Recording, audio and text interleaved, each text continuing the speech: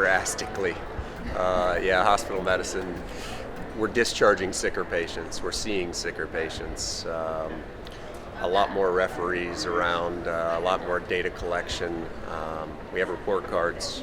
I don't know whether it's gotten more difficult or less difficult, but I think we've become more effective over those years. I think that's a good thing. Oh, absolutely. A lot different from when I was in training. So that's part of why I'm here to, continue to stay up to date with the information. It's gotten bigger and larger. There's more of a presence. But really, one of the biggest things that has happened with hospital medicine is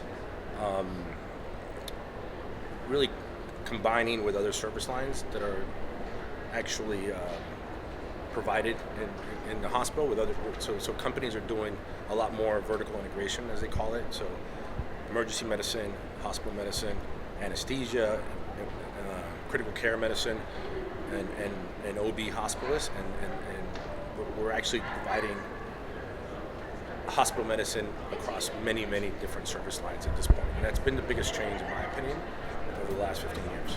There's definitely, I think, a bigger push for high-value care. I'm an academic hospitalist, so I do a lot of teaching of med students and residents and trying to make sure that we educate them appropriately using evidence-based guidelines, much more clinical practice guidelines as well. Well, it's actually evolving very rapidly. We are among the most important stakeholders for impulsing evidence-based management and high-value care across not just the hospital, but the healthcare continuum. And so it's a continuous improvement that is always present. Hospital medicine has changed so much. I think we've developed a lot of expertise in different areas. We've branched out. We've looked within the hospital.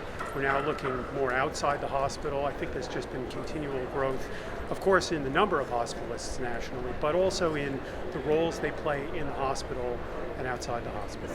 Well, when we initially started, it really wasn't, it was more like we're just filling the role of the outpatient provider in the hospital. But over the last few years, I've seen more development in actually getting involved in what goes on in the hospital policies, improving the way we care for patients, actually forming a structure around it and not just, well, my pediatrician can't come into the hospital, you take that place. So I really like that part of it. So it's become more structured and it's definitely more, there's a future in it. It's not going to stop if the pediatricians want to come back into the hospital. So I like that.